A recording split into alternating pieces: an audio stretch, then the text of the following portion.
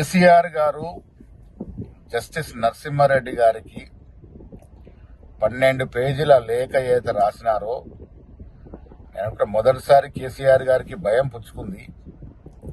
చేసిన తప్పిదాలు బయటకు వస్తున్నాయని, తనకు శిక్ష పడుతుందేమో అన్నట్టు భయం ఆయనలో వ్యక్తమైనట్టుగా ఈ 12 పేజీల లేఖ ద్వారా అర్థమవుతా ఉంది.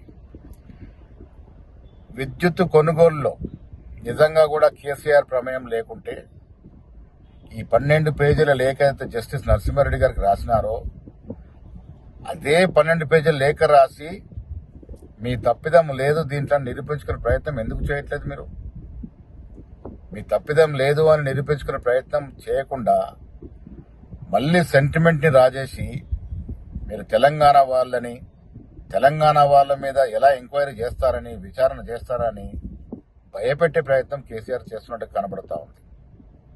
తెలంగాణ వారైనా ఆంధ్ర వారైనా తెలంగాణ సొమ్ము దుర్వినియోగం అయితే తప్పకుండా చర్యలు ఉండాల్సిందేది ప్రజలు కోరుకుంటున్న విషయం.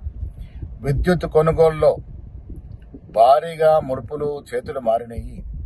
ఇదొక పెద్ద కుంభకోణం మొదటి నుంచి కూడా కాంగ్రెస్ పార్టీ చెప్తూ వస్తూ ఉన్నది. ఆ ధర్మిలానే ఇలా జస్టిస్ నరసింహారెడ్డి గారి ద్వారా కమిషన్ వేయడం జరిగింది.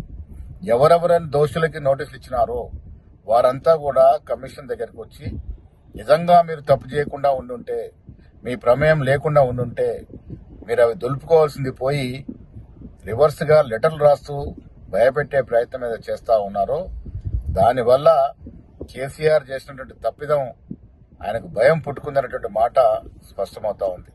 ఇప్పటికైనా ఈ జరిగిన యావత్ కుంభకోణంలో వాస్తవాలు తెలియాల్సిన అవసరం ఉంది ప్రజలకి. ప్రజలు కూడా కాంగ్రెస్ ప్రభుత్వాన్ని, రేవంత్ రెడ్డికి అదే కోరుతా ఉన్నారు. 10 ఏళ్లుగా జరిగినటువంటి ప్రజా ధన దోపిడీ విషయంలో ఎక్కడ కూడా రాజీ కాకూడదని, దోషులు ఎవరైనా తప్పకుండా శిక్ష పడాలన్నటువంటి తలంపు ఆలోచన ప్రజలకు ఉంది. కాబట్టి ప్రజల ఆలోచన విధంగా కాంగ్రెస్ ప్రభుత్వం నడుచుకుంటుందనే మాట కూడా ఈ సందర్భంగా ప్రజలకి మనవి చేస్తూ, కేసీఆర్ యొక్క డల్లుతనం, ఆయన యొక్క భయం ఈ లేఖ ద్వారా బయటపడిందనే మాట కూడా స్పష్టం చేస్తా ఉన్నాం.